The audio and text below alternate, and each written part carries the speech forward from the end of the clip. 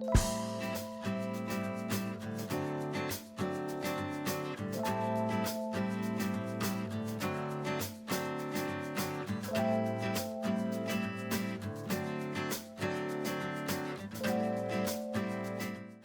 mais du coup, ce que je vous propose, c'est de commencer tranquillement et puis ça fera arriver les personnes en cours. Donc, bienvenue dans ce café visio qui est dédié à la formation. Aujourd'hui, on a plusieurs intervenants de choix et notamment, on a la région qui nous fait l'honneur d'être avec nous aujourd'hui. Donc, en la présence donc, de Laure Soula qui va nous amener des éléments de contexte, des éléments de langage sur les dispositifs mis en place. On a Fatima Rafik qui, elle, nous présentera la plateforme mise en place et dédiée donc, pour les organismes de formation, enfin, mise à disposition pour les organismes de formation pendant cette période un petit peu bousculée. Et puis, nous avons Yannick Desrousseaux qui est là ou qui va arriver, qui lui pourra vous répondre sur toutes les questions techniques liées à la plateforme. Donc ça, c'était pour la première partie du café visio. Et puis, dans un second temps, nous aurons Jérôme Pinceau, que vous connaissez tous, donc d'Atlas, qui viendra vous parler des enveloppes spécifiques dédiées à la mise en place, avec qui est là, à la mise en place donc des enveloppes dédiées pour la formation donc en temps de chômage partiel, mais aussi pour les salariés maintenus en activité, puisqu'il y a des solutions, et donc qui vous parlera donc de ce que fait Atlas sur ces sujets-là. Donc voilà, et je laisse la parole à Laure qui va introduire. Oui, alors, effectivement, en cette période, la région a lancé un dispositif qui s'appelle Former plutôt que licencier. Ce dispositif, la région, elle n'a pas compétence à la formation des salariés, hein, vous le savez. Elle forme les demandeurs d'emploi et pour mener une politique volontariste en termes de formation des salariés, elle s'appuie sur le cofinancement des plans d'action des OPCO, dont vous parlera Jérôme tout à l'heure. Donc, ce dispositif formé plutôt que licencié, il a pour objectif d'aider les entreprises dans cette période, on va dire, de confinement et de crise sanitaire, période d'urgence sanitaire que l'État a fixée à ce jour jusqu'au 22 mai, via les outils de formation à distance que vous présentera Fatima, et mise aussi au retour, bien évidemment, dans le cadre d'une baisse potentielle d'activité. L'objectif étant, formons les gens et faisons-les monter en compétences pendant cette période où il risque d'y avoir une baisse d'activité d'une partie du personnel. Donc, concernant la plateforme de formation à distance, la région a dupliqué sous une forme un peu plus light, mais Fatima y reviendra, la plateforme existante de formation à distance de la région, hein, du réseau Occitanie Formation, et a décidé de la mettre à disposition gratuitement des OPCO, pour que eux ensuite puissent proposer aux organismes de formation qui font les formations pour les salariés de s'appuyer sur cette plateforme de formation à distance pour peu qu'ils en aient besoin, pour peu qu'il n'y ait pas déjà des outils, etc. Voilà, un petit peu le contexte, et on va embrayer sur la présentation de la plateforme et puis on répondra avec Fatima si vous en avez à vos questions. Merci Laure. Fatima, du coup, l'idée, c'était qu'elle puisse vous partager l'écran. Alors, je m'excuse d'avance pour les personnes qui sont au téléphone, pour pouvoir présenter un petit peu les fonctionnalités de la plateforme. Est-ce que c'est bon pour vous, Fatima? Dites-moi. Alors, pour partager l'écran, vous avez en bas de page… Je l'ai fait. Alors, attendez. J'ai choisi partager l'écran. Normalement, vous voyez rien? Non. Moi, je ne vois pas. Non. Ça arrive. Ah, là, c'est bon. Voilà. Super. Donc, bonjour à tout le monde. Donc, comme le disait Laure, donc, la région Occitanie a voulu assez rapidement mettre à disposition sa plateforme pédagogique. C'est une plateforme pédagogique qu'elle utilise depuis de nombreuses années dans le cadre de son programme régional de formation à distance, Occitanie e-formation. Donc, c'est un outil qu'on met à disposition aux organismes de formation actuellement dans le cadre de ce programme-là.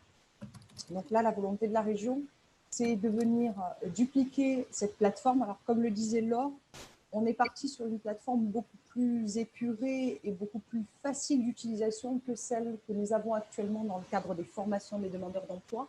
Parce que nous, on a une couche, une surcouche sur cette plateforme qui permet en fait de gérer les utilisateurs et avoir tout un tas de suivi en termes de statistiques et de planification.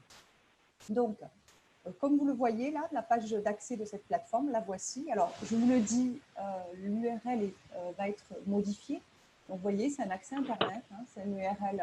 Bon, là, c'est Moodle-région-salarié en ville. Mais en réalité, elle s'appellera, si je ne dis pas de bêtises, Yannick, tu peux m'arrêter si je dis des bêtises, occitanie.fad@laregion.fr. Ça sera l'URL définitif. Donc, on va accéder à cette plateforme. Donc, l'objectif de la plateforme pédagogique, deux choses à retenir. Cette plateforme pédagogique, son objectif, c'est de permettre à un stagiaire, un apprenant, on dira un apprenant, d'accéder à un parcours de cours qui lui est dédié. Le formateur va créer également les cours qui lui sont dédiés. Et seulement les apprenants qui seront rattachés à sa formation ne verront ces ressources pédagogiques. L'objectif, je suis en formation habilitation électrique en ligne, je ne vois pas les ressources de la formation secrétaire médicale. Donc, d'où des comptes d'accès. Chaque compte d'accès est rattaché à une formation.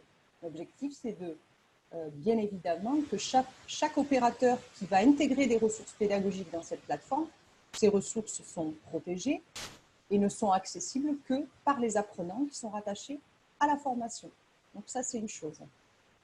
La deuxième, cette plateforme, elle permet assez simplement de créer des parcours de formation pour le formateur.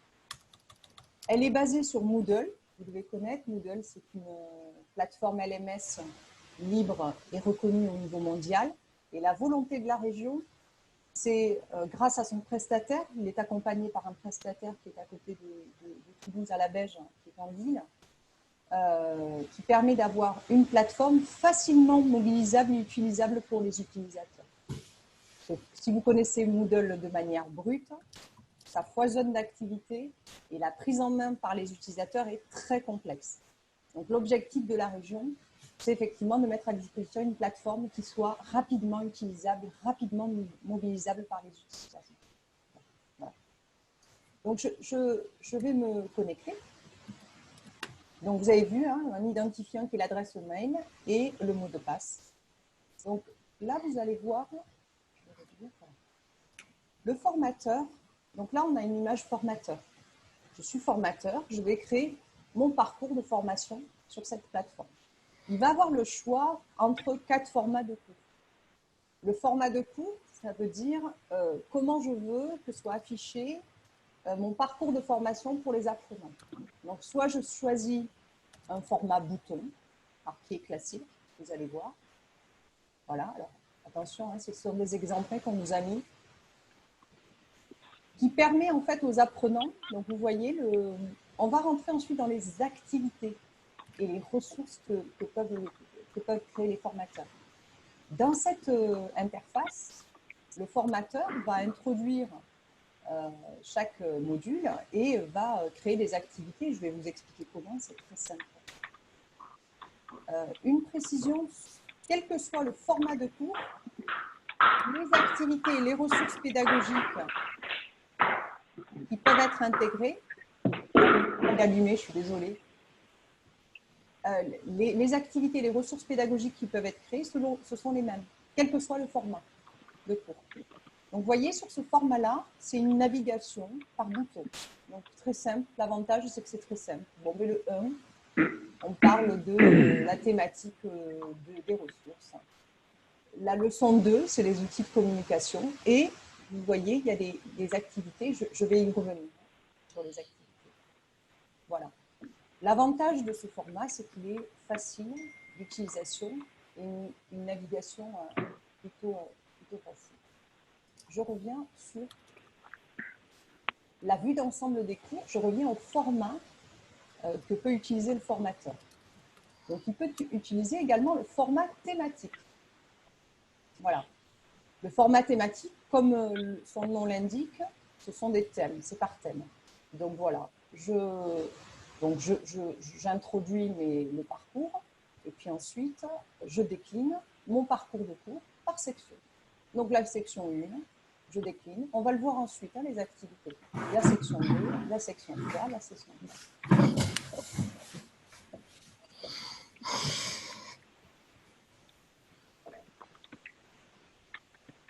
Le format hebdomadaire,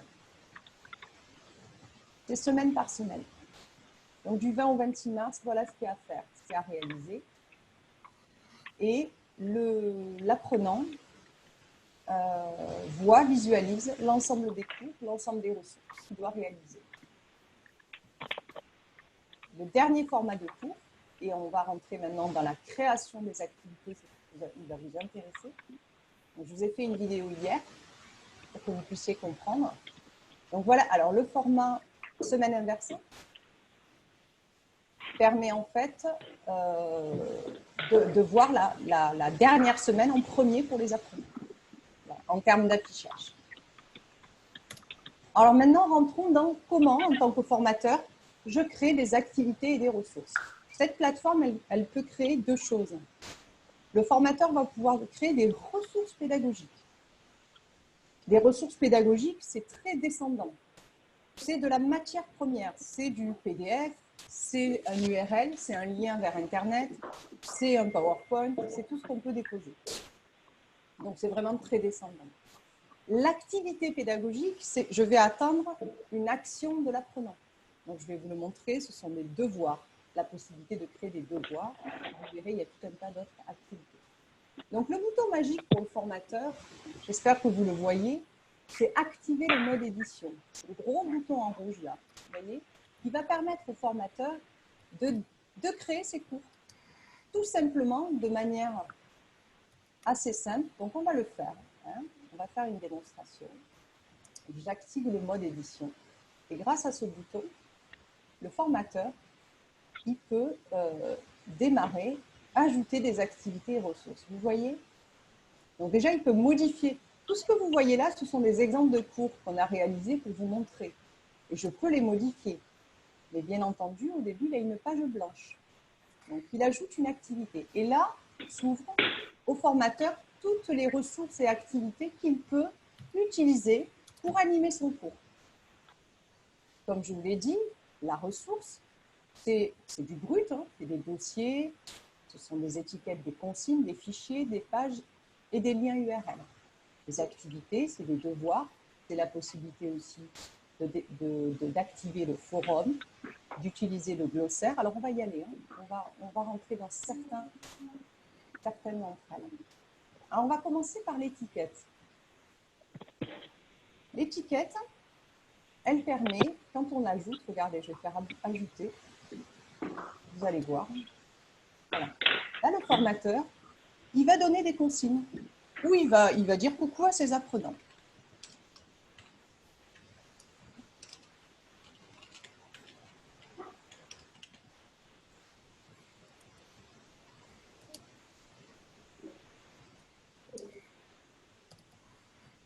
Voilà. Dans cette étiquette, le formateur peut utiliser la voix. Il peut faire un enregistrement en disant, bah, écoutez, sur cette semaine, j'attends de vous que vous travaillez sur tel et tel dossier et je voudrais que le groupe 1 puisse me rendre son rapport de stage. Donc, vous avez vu le bouton enregistrement. On ne va pas le faire là, mais commencer l'enregistrement. C'est très simple, il commence son enregistrement et ça s'enregistre automatiquement. Pareil, il peut utiliser, vous avez vu, je vous ai montré la vidéo, il peut enregistrer une vidéo. Bon, là, ça ne va pas marcher parce que je suis avec vous. Mais effectivement, il peut utiliser sa webcam, enregistrer facilement sa vidéo et l'inscrire dans le parcours. Il enregistre le cours, il enregistre l'étiquette, pardon, ce sont les consignes données aux apprenants. Voilà, et vous voyez ici apparaître ce qui est écrit, il faut écrire plein d'autres choses. Moi, hier, je vous ai fait une vidéo. Je ne sais pas si vous allez entendre.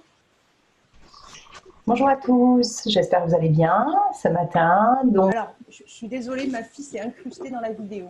Je vais voir à la fin. Donc, comme prévu, aujourd'hui, je vous demanderai de regarder le cours que vous allez voir en pièce jointe sur la plateforme. Et je vous demanderai également de me rendre le devoir avant midi. Est-ce que vous avez entendu? Oui, oui, Fatima, on a entendu. Ouais. D'accord, bon, je ne suis pas allée au bout parce que ma fille me faisait une surprise derrière. Bon. Voilà, vous avez compris, là, c'est tout simplement le formateur peut intégrer une vidéo de présentation ou de cours. Ou, voilà. Donc, on a vu l'étiquette. Vous avez vu l'étiquette, c'est vraiment quelque chose de statique qui permet au formateur de lancer une partie du cours, donner des consignes. Il y a un micro qui est allumé. Hein. Désolée. Quand il y a des gens au téléphone, c'est peut-être ça aussi. Ouais. Ah d'accord. Mais c'est vrai que... Donc, on a vu l'étiquette. Je voudrais qu'on puisse voir également les ressources. Donc, le dossier, ça permet d'intégrer de manière massive, alors je n'ai pas, pas la quantité possible, mais de manière massive des dossiers sur la plateforme, de manière facile. Donc, des fichiers, par exemple, on va regarder l'activité fichier. Voilà. Vous allez pouvoir, alors attendez, je vais réduire, je ne sais pas si vous allez voir mon écran. Est-ce que vous voyez mon écran? Attendez. Est-ce que vous voyez mon écran? Oui. Vous allez pouvoir là faire glisser un cours. Un cours ou un fichier. Regardez, je vais vous mettre un fichier là. Hop. Voilà. Tout simplement en glissant le fichier que vous avez sur votre bureau ou vos dossiers personnels. Enregistrer. Ça n'a rien fait là. Excusez-moi. Je vais essayer de glisser le document. Alors, il faut d'abord que je mette un titre. Attendez. Doc. Voilà. Il faut que je mette un titre. Et là, je fais glisser mon fichier. Il ne veut pas le glisser. Qu'est-ce qui se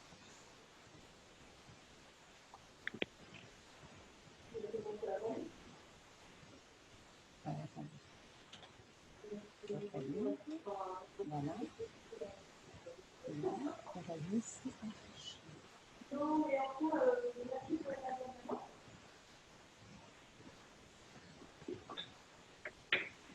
Voilà. Alors, soit je vais le rechercher, le fichier, dans mes fichiers disponibles, soit je le glisse de mon bureau. Ce que je n'arrive pas à faire, habituellement, que j'arrive à... c'est bon, on enregistre. C'est bon.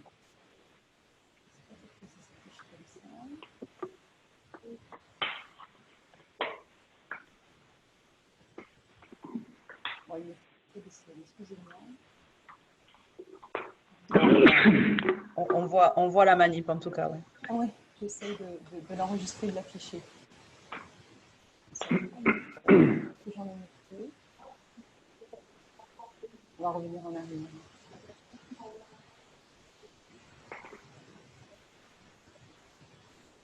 Alors, également, alors peut-être Yannick, le glisser-déposer dont tu m'as parlé hier. Je suis là. Oui, je pense que tu as peut-être déposé, on ne voit pas très bien avec. C'est maman qui a fermé, peut-être que c'est les réponses.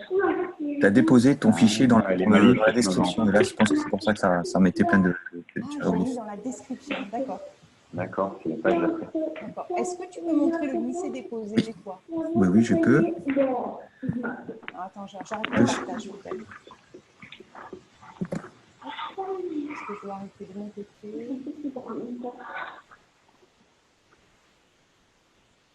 Je pense qu'il faut que tu arrêtes ton partage pour que je puisse Ouais, après, si vous voulez changer les écrans, en effet, il faut un arrêt de partage et après, Yannick prend la main.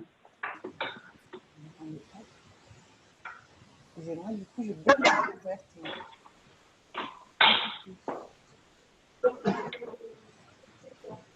Voilà, je vais arrêter le partage.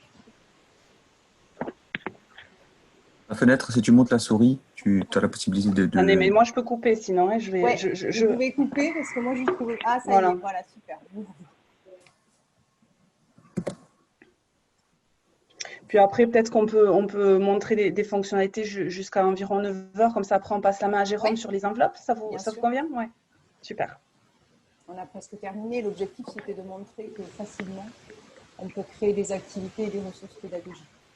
Oui, logiquement, ça a l'air très intuitif. Logiquement, je partage mon écran. C'est Ouais. bon? Non, on ne le voit pas. Non, pas encore. Tu as le bouton et il faut repréciser partager. En fait, il redemande de partager. Dans la... Voilà, c'est bon. Bon. Il demande deux fois, voilà. Donc, on va retourner sur un cours. On va activer le mode édition. Et donc là, je vais juste prendre un fichier, cliquer et venir le déposer directement dans Moodle. Je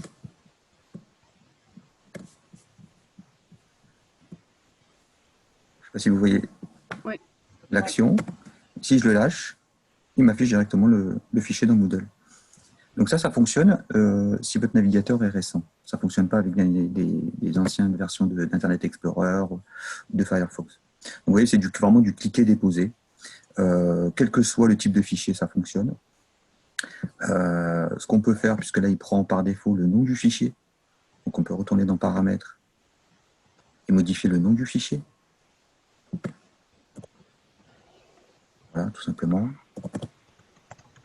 Les options d'apparence, réglage courant, restreindre l'accès, c'est des ressources qui sont par défaut assez bien faites. On peut aller voir les différentes options de Moodle, mais il faut connaître un petit peu quand même.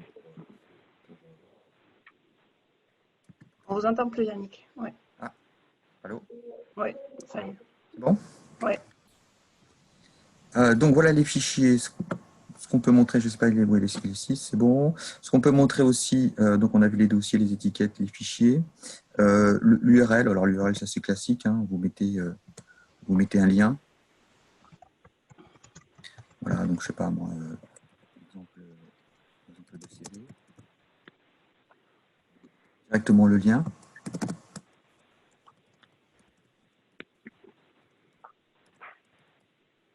Avec une description si vous le souhaitez.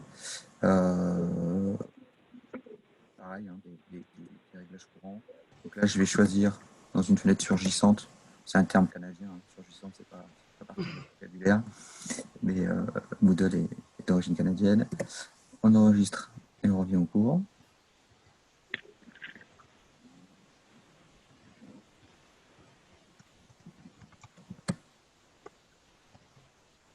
J'ai oublié quelque chose. Comme n'a pas pris.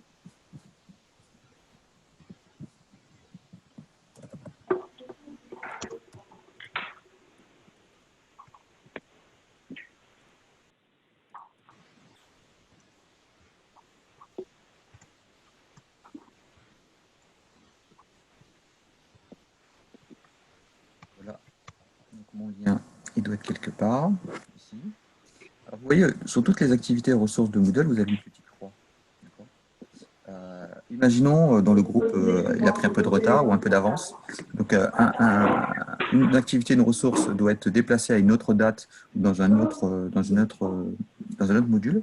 Il suffit de cliquer et de venir déposer le fichier ou la ressource d'ailleurs. D'accord? Donc là, l'étiquette, c'était pas là que je voulais la mettre, c'était ici. Je mets l'étiquette ici. Okay. Autre activité aux ressources. Alors la page, c'est la possibilité, en fait c'est une étiquette, enfin c'est les mêmes fonctionnalités qu'une étiquette, mais via un lien. Donc si vous cliquez dessus, vous avez une page qui s'ouvre directement dans Moodle avec le contenu de formation que vous avez. Alors cette ressource, on la met en avant par rapport à des apprenants qui auraient des tablettes et qui n'auraient pas Word ou Excel d'installer sur leur tablette, et vous avez par exemple un support de cours qui est sur Word. Donc, le stagiaire, s'il clique sur Word, il n'aura peut-être pas la possibilité de lire, en fonction des versions de la tablette, du système qu'il y a dessus. Il n'aura pas la possibilité, il n'aura pas accès au contenu de Word. Alors, si vous faites un copier-coller du contenu de votre Word et vous le déposez dans la page, le stagiaire, via le navigateur, aura accès au contenu. Peut-être, je crois qu'on a 3 minutes, Yannick. Oui, oui. Peut-être, alors, présenter juste l'activité devoir. Oui, ça marche. Peut-être ensuite répondre aux questions. D'accord. Dire aussi, cette plateforme, elle permet, nous on invite les organismes de formation à la compléter avec un outil synchrone de webconférence, comme on est en train de faire là.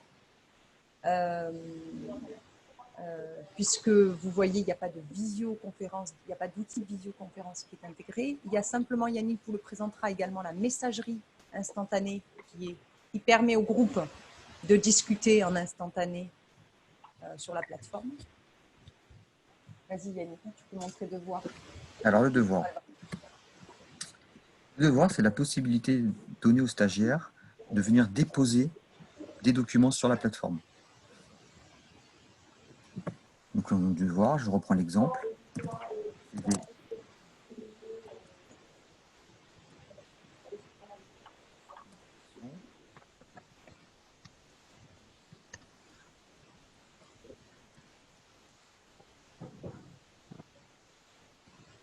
On peut définir une date pour autoriser la remise, une date de fin de rendu, une date limite de dépôt. On peut définir le type de remise, donc ça peut être du texte tendu, une remise de fichiers. On peut définir le nombre de fichiers à remettre, donc là on peut mettre 2, ça sera le CV et la lettre de motif. On peut définir la taille, le poids des fichiers.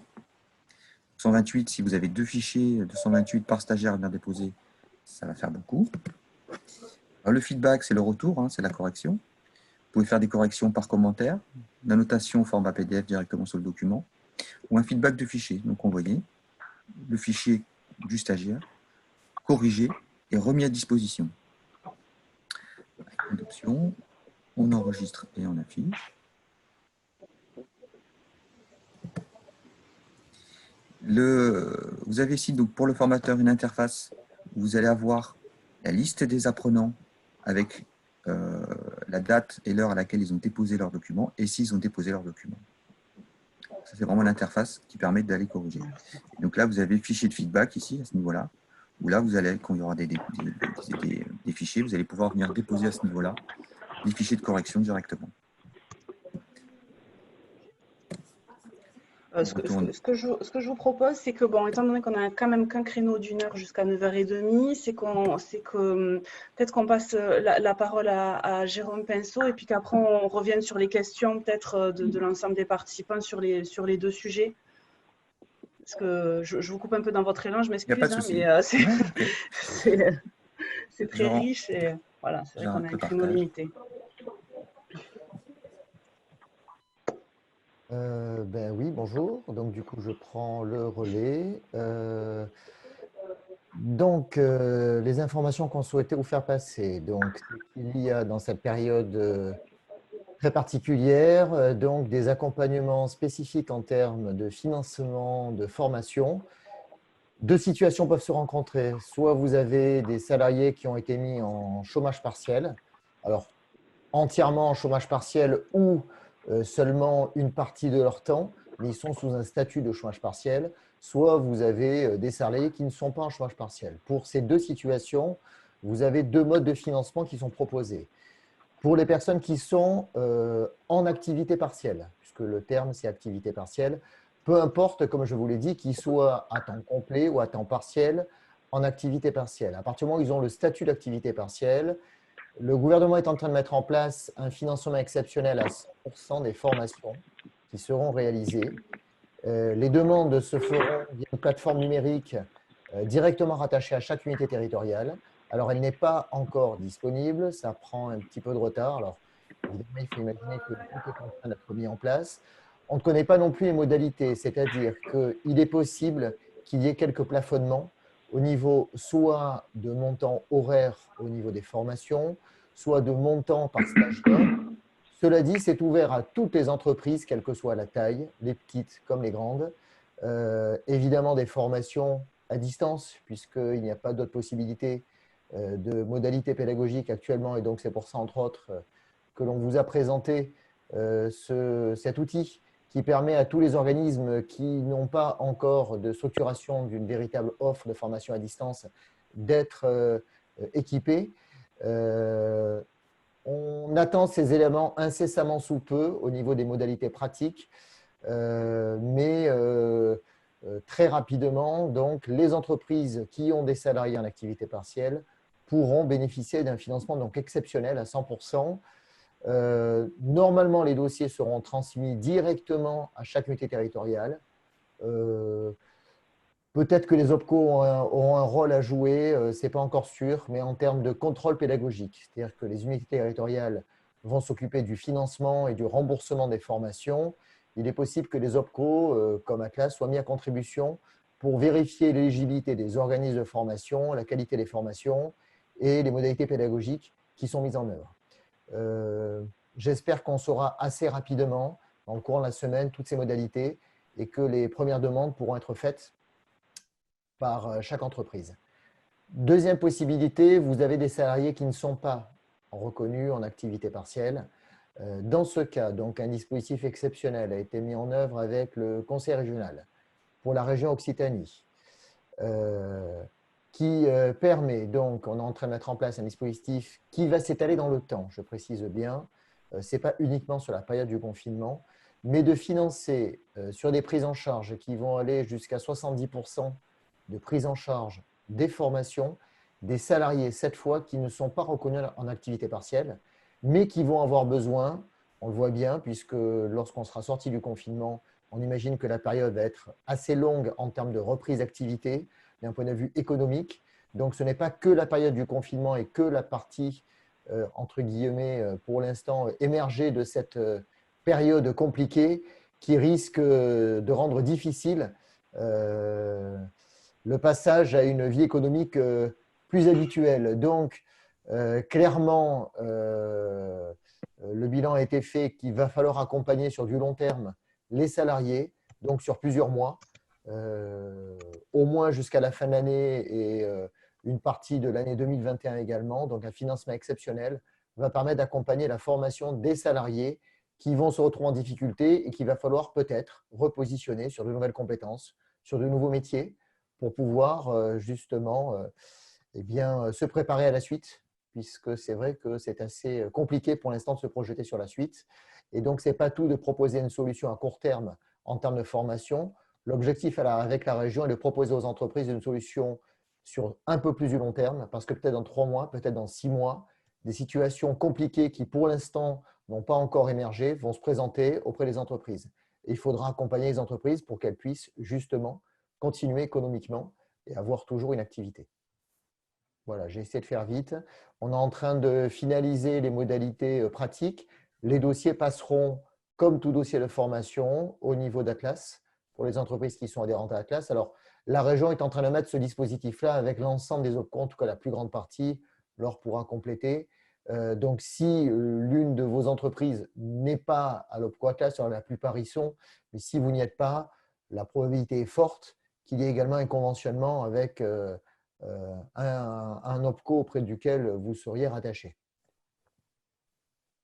Je complète de suite. Effectivement, on va conventionner avec tous les OPCO.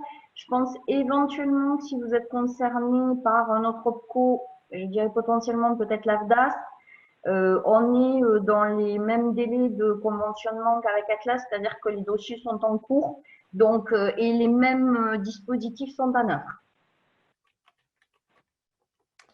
Il y a une question qui me demande qu'est-ce qu'on appelle une unité territoriale. Les unités territoriales sont les unités départementales de la Directe. Donc la Directe, c'est le volet régional du ministère du Travail. Les unités territoriales, c'est le nom pour les parties départementales, donc auprès desquelles ont été déposées normalement vos demandes de chômage partiel. Il y a une autre question, je pense que vous y avez déjà répondu, Jérôme, mais donc à la sortie du chômage partiel, pourrons-nous être concernés par le dispositif région? Si j'ai bien compris, ça court jusqu'à 2021. C'est ça. Le dispositif avec la région n'a pas pour vocation de ne couvrir que la période de confinement. Donc, il démarre dès maintenant, mais finalement, la vocation, elle est sur du plus long terme, sur à peu près 1 an. Donc, d'accompagner les entreprises qui, pour l'instant, peut-être n'ont pas encore identifié, parce que c'est compliqué, de parcours de formation ou de repositionnement, mais dans 3, 6 mois, vont certainement avoir à se poser des questions, peut-être se repositionner et développer de nouvelles compétences pour leurs salariés.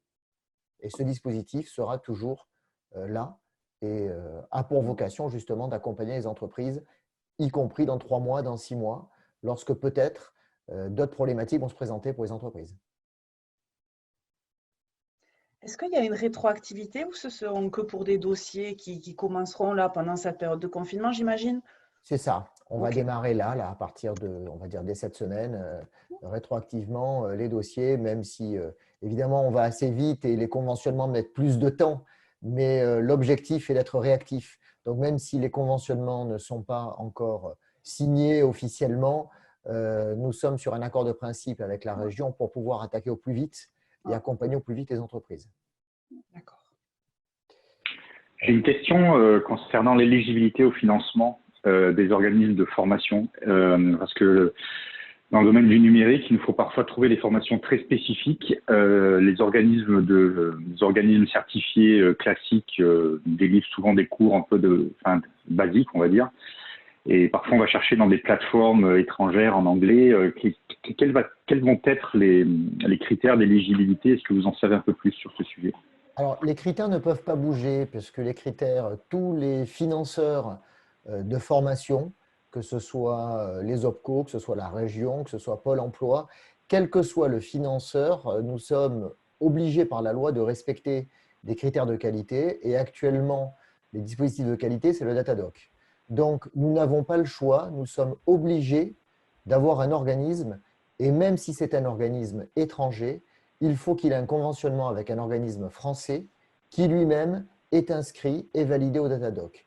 Nous ne pouvons en aucun cas utiliser des fonds publics, parce que les fonds, que ce soit les fonds de la région ou les fonds des OPCO, ce sont des fonds publics. Les fonds publics ne peuvent pas être mobilisés par un organisme qui ne serait pas certifié au niveau du Datadoc.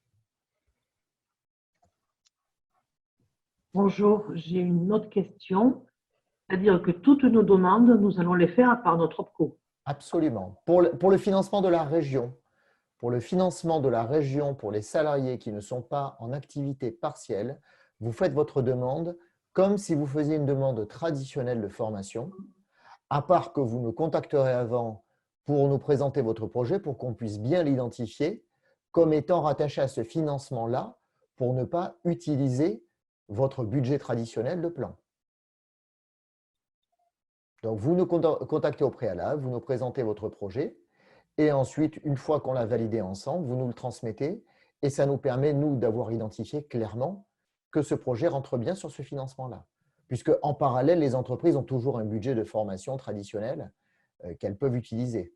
Mais si nous recevons une demande qui n'a pas été identifiée sur un dispositif spécifique, par défaut, nous allons l'attribuer au plan des entreprises, donc au budget dans le cadre du plan de développement des compétences.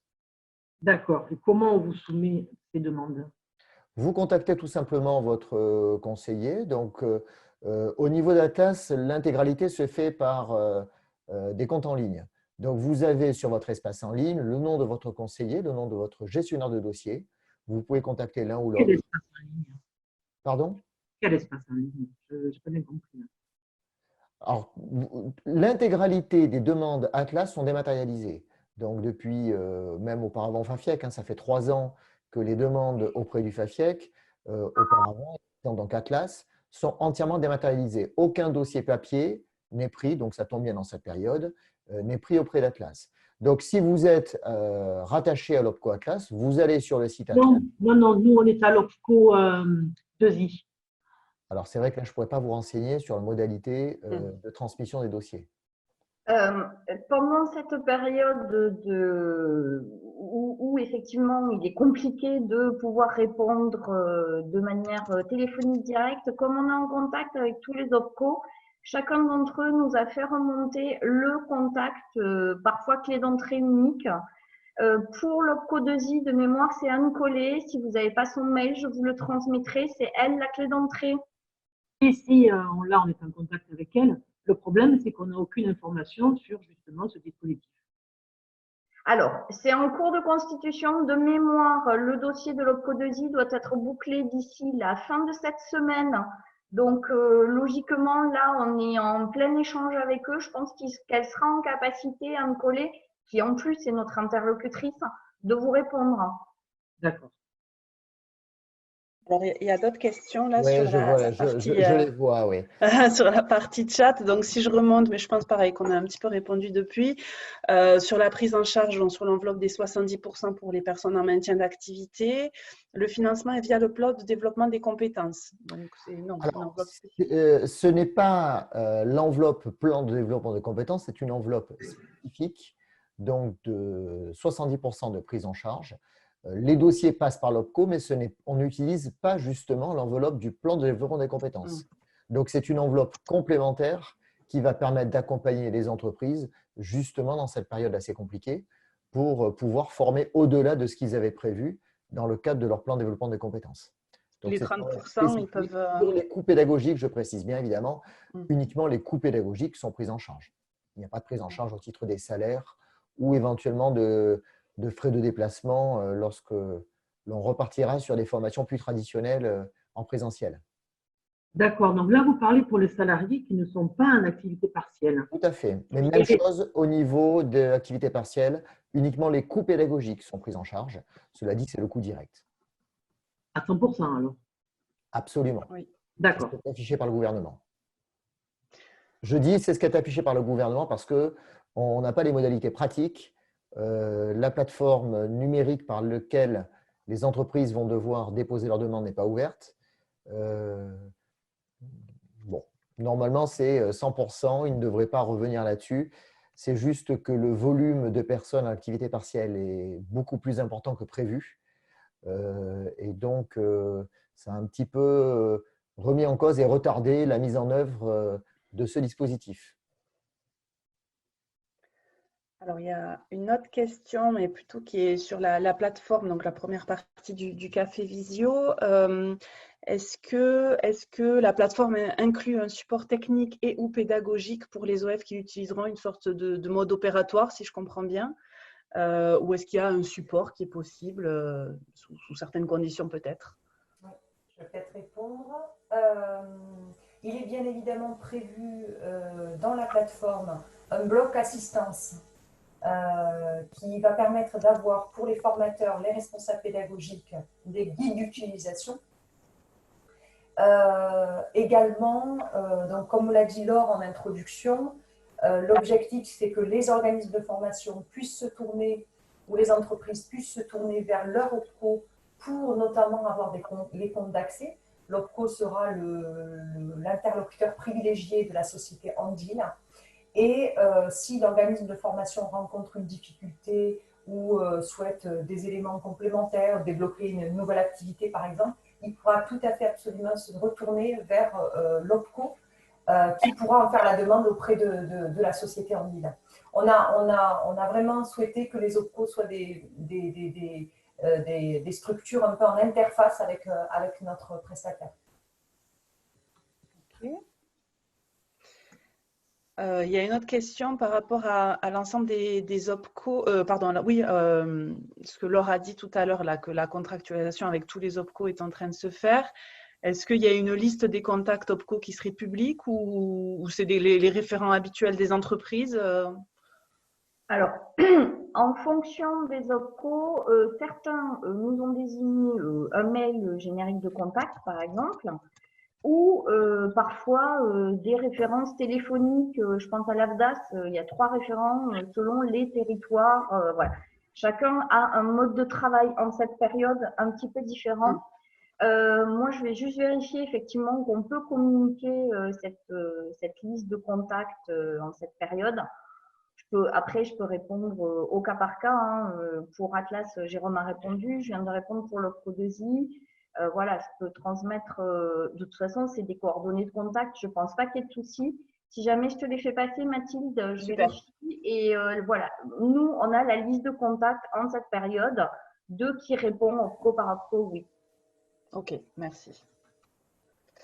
L'accès à la plateforme, est-ce qu'il est actif ou pas encore? La plateforme de la région, pardon. Alors, la plateforme est prête, elle est active.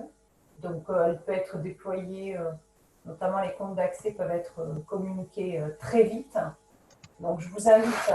Donc, quand je dis très vite, c'est-à-dire qu'en fin de semaine, vous avez la possibilité d'accéder à la plateforme. Donc, je vous invite à vous rapprocher de votre OPCO. Merci.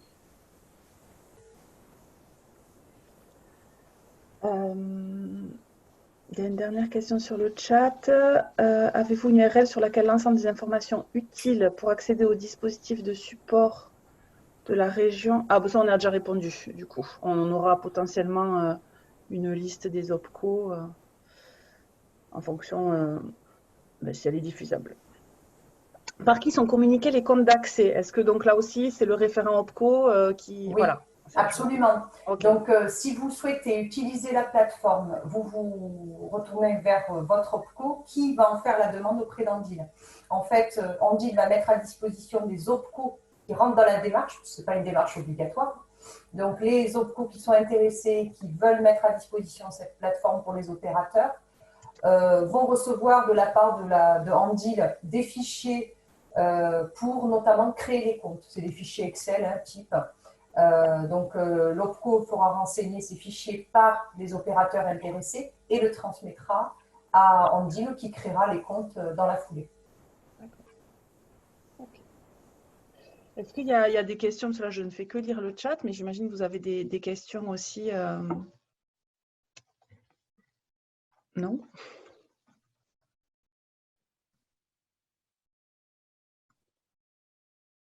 Bon, pas plus d'interrogations du coup sur la mise en œuvre. Moi, j'ai une question pour Jérôme d'une entreprise donc, qui dépend d'Atlas qui m'a appelé hier, à savoir, donc il y a les enveloppes spécifiques qui sont mises en place, mais tout ce qui est enveloppe qui existait précédemment, comme des ADEC, enfin tout ça court toujours, hein, c'est complémentaire. Ouais, ok. Absolument. Okay. Ça ne remet pas en cause les autres enveloppes. Ce sont des enveloppes complémentaires, comme celle de la région, là qui est proposée dans cette période exceptionnelle. Mais évidemment, ça ne remet pas en cause les autres enveloppes. Tous les dispositifs existants sont toujours possibles, hein. Donc que ce soit le CPF, que ce soit le CPF de transition, que ce soit le plan, les contrats en alternance, même si en effet parler de recrutement en ce moment et de contrats en alternance est assez compliqué, mais tous les dispositifs continuent.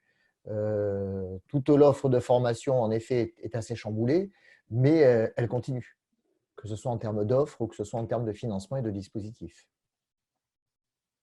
D'accord. Ok. Bon, eh bien, si c'est clair pour tout le monde. Il y a une autre question sur, là, je reviens du coup sur la plateforme. Donc, une fois que notre OPCO nous donne des accès à la plateforme via Andil, après, la main est à l'OF pour gérer les accès des apprenants, créer le contenu, etc. Alors, après, on est indépendant. Non, à ce stade, pour l'accès des utilisateurs, et on inclut les apprenants, c'est Andil qui crée les comptes. Pour les apprenants. C'est-à-dire qu'il faudra toujours communiquer la liste des stagiaires, toute la liste des formateurs, des responsables pédagogiques, des stagiaires, à l'OPCO qui le transmet par mail à Andil, qui va créer les accès. À ce stade, aujourd'hui, c'est comme ça qu'on a conçu le dispositif. Il peut évoluer justement pour permettre aux organismes de créer leur propre compte d'accès, notamment pour les apprenants. Mais aujourd'hui, le process, il est quand même qu'on passe par Andil pour créer les comptes. Après, c'est extrêmement… Andil le fait en instant T, hein, pas une semaine pour créer des comptes. Voilà. Par contre, bien évidemment, l'opérateur est complètement indépendant ensuite dans la création du parcours de formation. Se pose aussi la question du RGPD. Du coup, on communique des adresses mail, des contacts. Il y a une réflexion là-dessus ou… Oui, absolument. Alors, peut-être Yannick, tu peux en dire 2 mots? Et, oui, tout à fait. Alors en fait, les organismes de formation vont donner donc, des fichiers à importer. Hein. Donc, il y aura des champs renseignés. Ces fichiers sont envoyés à Andil et c'est Andil qui importera. Donc oui, il faudra faire les fichiers RGPD avec Andil et les OPCO, enfin tous ceux qui ont accès à ces données, il faudra faire une fichier RGPD. Ouais. Après, Moodle 3.8 est compatible. Hein, donc pour la suppression des données, tout ça, il y a déjà tout qui est en place.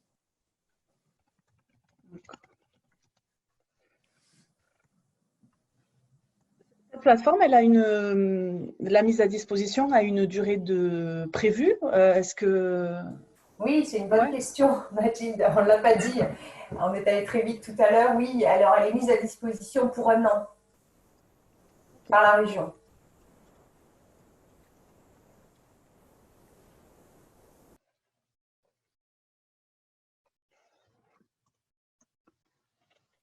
Bon, ben est-ce qu'il y a encore d'autres questions ou est-ce qu'on s'arrête ici?